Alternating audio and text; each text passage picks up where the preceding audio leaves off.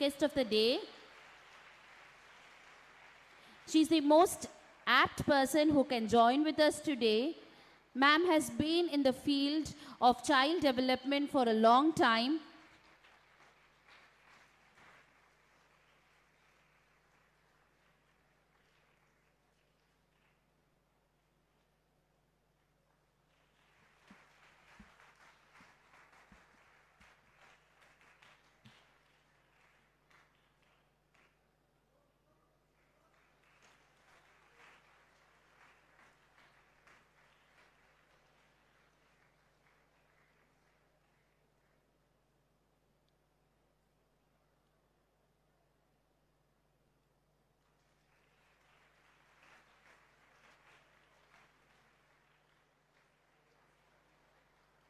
Thank you. Thank you very much. Very overwhelming welcome. Thank you, Principal Ma'am. Thank you, sir. And thanks to all the staff. And thank you for inviting me. I should give my big thanks to Aruna Ma'am. And dear parents, it's so beautiful to see all of you early in the morning. And surely God has blessed us with a very pleasant climate. And students, I'm sure you're all looking forward to watching your little ones today on stage. So I'm not going to keep you behind for too long. I'd like to take 5 minutes of your time. This overwhelming presentation that ma'am gave just before me, and it was truly overwhelming. And I would like to tell you that you're all so blessed, children. And parents, you've made the right choice.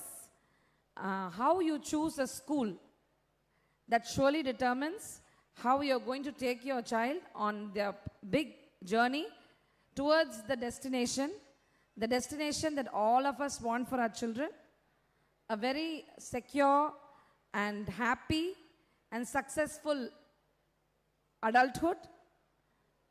So you've done a very good job in choosing a very good school, just because the school gives a lot of opportunities. All these laurels wouldn't have been possible if all of them were not given the chances. I would be more successful, anyone would be more successful if we have someone to tell us, whatever you do, I'm going to keep giving you chances. Whether you don't do well or whether you do well, you'll still have another chance to go and try it out again. So with that message in my mind, I wouldn't be so afraid to try. So that's one thing that this school is doing for you. And as a message to the parents, as a developmental pediatrician, I would like to tell you parents, that is the same message that you have to give to your children. That this is a journey that you're going on, and this is not every day you don't reach a destination. A destination is something that comes in the end. I want you to understand, dear parents, that at 7 months when you start feeding your child, right? I'm sure some of you will have younger infants whom you're going to start feeding. And since I'm a pediatrician, we always start with feeding. Okay, so you start feeding your child. I would like to tell you that feeding is not just for the nutrition. Feeding is an exercise, a foundational exercise, a life skill. So if you do that right, a lot of things will grow upon it. So at 7 months, when you start giving your child the first complementary food, please remember, it's complementary to the breastfeed. So when you start giving their child the first food, right on the day 1, you want to get it right. Right, parents? Because your sister got it right. Because your co-sister got it right. Your mother-in-law tells you that, yeah, you start giving the child this much. So this much portion has to get into their tummy on day 1. I'm sorry, it's a very, very hard and bitter truth. You can never get it right for a long time. So when you start feeding your child, remember that is your day 1. And you have many thousands thousands of days ahead to get it right. So when you start feeding, give yourself that space, give yourself that time to learn how to hold the spoon, how to give it to the child, how to present to the child, right? And I also would like to tell you that that is the child's time to learn how to put an emotion, put a response to what you are presenting to the child. Okay, you are giving the child a new experience. How to respond to this? You are offering something. How do I take it? How do I tolerate it in my mouth? How do I swallow it? Or should I spit it? Okay, so the child also needs time to process. So when the child spits, don't get upset. Parents, mothers get very obsessed of how much the child is eating. Food is very, very important to life, but that's not the most important thing in life. I want you to remember that. So when you start presenting your child to food, please remember you should only present the food to your child, not feed the child. So if you're going to put the food in the child's mouth on day one, then you'll end up trying to do that till the last. When the child is old enough, when the child can have their own family, can they manage their own children? No. There also, as grandparents, we will try to keep feeding our now adults. Okay. So when you have a child, remember, you are going to present your child with opportunities to learn and become a person of their own, have their own mind, because ultimately all of us want to do something on our own, right? Some of us might have backgrounds. We might be somebody's child. Our father might be a doctor. Our mother might be something, okay? But we don't want to be called somebody's child, right? We want to be someone. We want people to tell our name, correct? So this will come. This will come when they are 8 years old, when they are teens, when they become adults. They want their own identity. They want their own recognition. Unfortunately, today, we don't recognize that, and we still keep trying to tell them what they have to be. So I would ask you to take one message today from me, that all of you, please reset and start presenting your child with opportunities rather than doing it for your child. So homework, projects, let them do it. Let it be messy. Let them not get the first place. Let them not be the topper. It's okay. But they will try. You can give them feedback, but not say, why? Why did you not do well? No. Analyze it. You tell them, maybe this was wrong, or first understand whether your child is in a mood to listen to you. Okay, the child is upset. So straight away walking up to the child and saying, what happened? Why did you not get the prize? No, that's not the right thing. Okay, so you didn't get the prize? Okay, let's just sit for some time and take it in. It's a very sad thing. There was an expectation, it was not met. Okay, I'll just hug you, or I'll hold your hand. Stay there. Not saying anything is the best thing, right? When you're having a fight, okay, when you're having a fight, it will become worse if you talk, right? Do you all agree with me?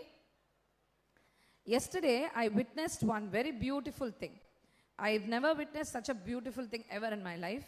When I was in a small street yesterday, I go through that street every day, okay, and every day I have a lot of these experiences where an auto man will be standing and a car will be standing in the middle of the road and they'll be fighting, right?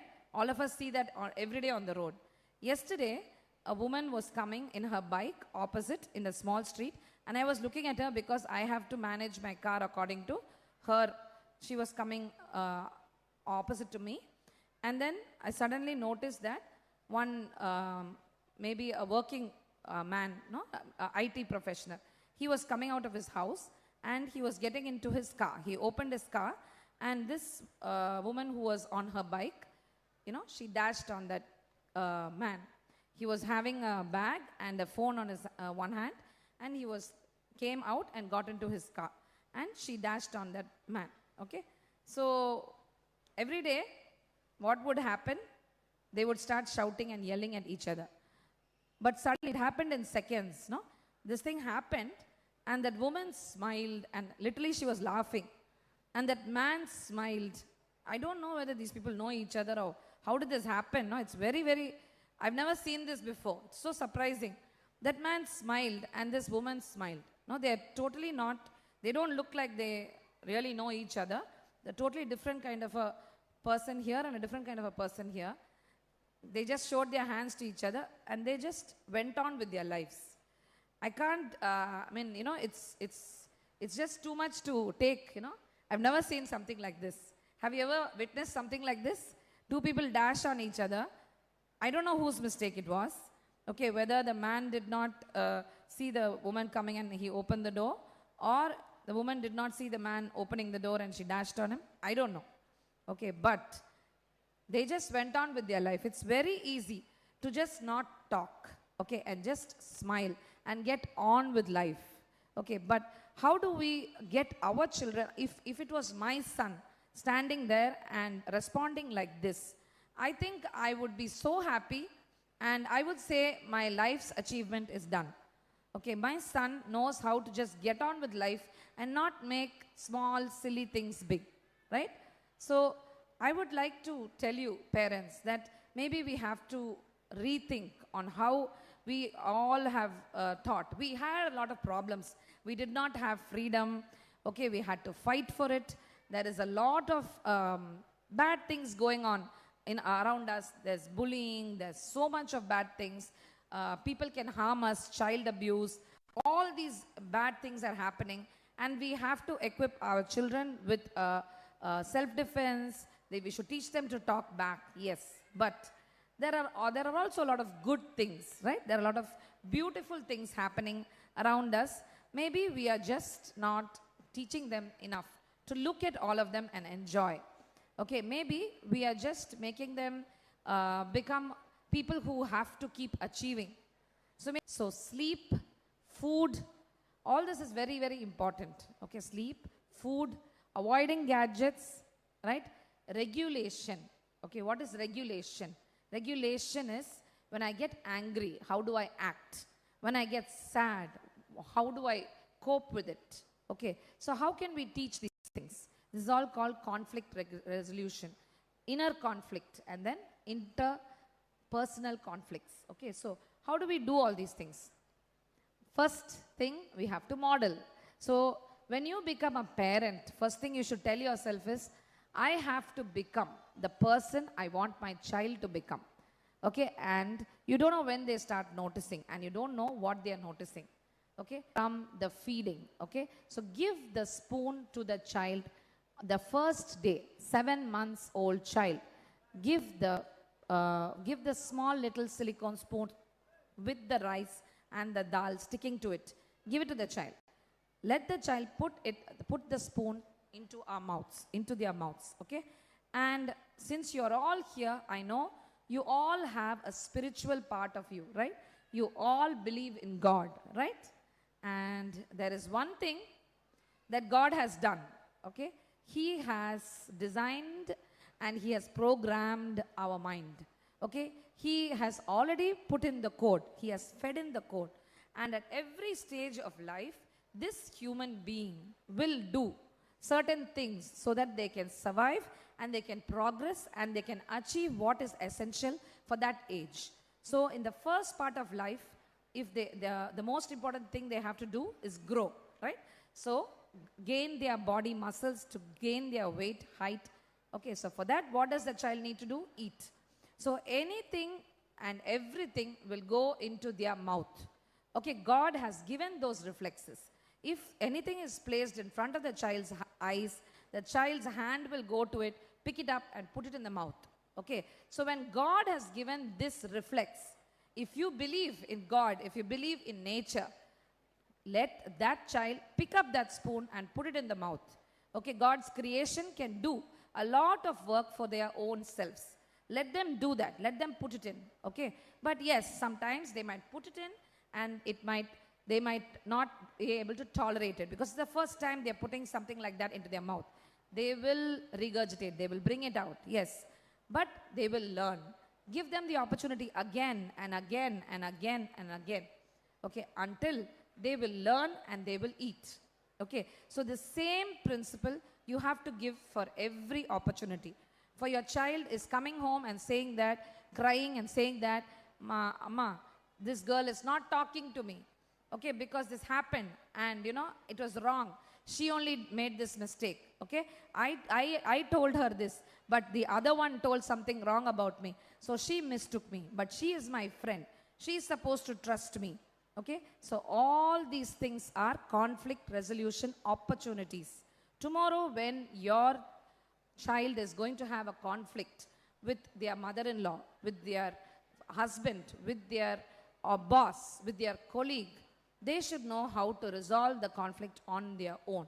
If you do not allow them to resolve their conflict, if you are going to call that child's parent and say, what happened? Why did they fight? Okay, very good. Both of you come, go talk on the phone. Okay, I love you, you love me, both of us are friends. What have you done? You have taken away the opportunity for the child to think. Okay, so all this opportunity the school is giving you to think, to innovate, to make projects. Okay, what are you doing at home? You're going and doing the opposite. Okay, you're resolving conflicts for the child. No, just listen. Just let the child cry. Let the child complain. Okay, let the child talk all its heart out. Okay, after all the talking, the child will come down and say, okay, maybe I will forgive her. Okay, maybe I will talk to her. I'll try to explain to her again. Okay, let them come up with the solution themselves. Okay, if it's going to take an hour of your listening, listen. They are not asking you for help. They are only asking you to be a board for them to put their ideas. Okay, they don't know to put it on a wall. They don't know to brainstorm. They are brainstorming with you as their whiteboard. Okay, so just sit there and just behave like a whiteboard. Do not respond. Okay, hold their hand and listen to them. Listen to the whole thing. Okay, it goes on for 3 days. The fight happened on Friday, Saturday, Sunday. The child is continuously crying and talking about it. Listen to it. Just listen to it. By the time the child goes back to school on Monday, the child will have a solution. Let them go back and solve their own problems. Okay, but if you come inside, okay, if a husband and wife are fighting and mother-in-law and father-in-law and co-sister and brother-in-law come inside, divorce is a confirmed ending. Okay, so just stay away. Just stay away. Okay, let them resolve it themselves. Okay, if it gets out of hand, okay, then you can step in maybe much later. Much later. Okay, and if they fail in their friendship the first time, now she doesn't talk to that child anymore. Okay, even without you telling the child that, hereafter, for the next child, now you have become a friends with this child, don't fight with this child also and, break up with this child. You don't have to tell, okay? The child themselves would have taken their lesson and decided that I'm going to be careful. I'm not going to do. They will not accept it, okay? We have a lot of bitter and very stupid, silly things in our heart, don't we? All of us have our deep, dark secrets, right? Our embarrassments, so many things that we have learned through our lives. Okay, we are not going to accept it. We don't like people talking about it. Okay, so the children don't want you to tell them about what all mistakes they have done. Okay, they know it. Okay, and they're embarrassed about it. So they want to keep it inside and they want to learn from it and they want to be somebody different. They want a clean slate to start. Okay, so don't keep talking about it. Don't remind them or don't even make it a big thing. Okay, just let it go. They will evolve and they will become something else. Okay, and every day they are a new person. Okay, every year they are a new person. They are not the same as they were in kindergarten when they are in first grade. Okay, they are growing. Okay, so that is the one message I'd like you to take home. Okay, so happy parenting and not very happy parenting. Okay, just be okay with it. There will be good days and there will be bad days. But you will keep learning, but keep reading, learn, evolve. They are in a different age from us. They have more exposure. They are not only our child. Okay, they are the world's child. They have social influences. They have peer influences. And let everybody influence them. It's okay. Okay, because we are not perfect. And they have to be more than us. So let them get influenced by everybody. Let them become a different person. accept what they are, and best of luck. Thank you.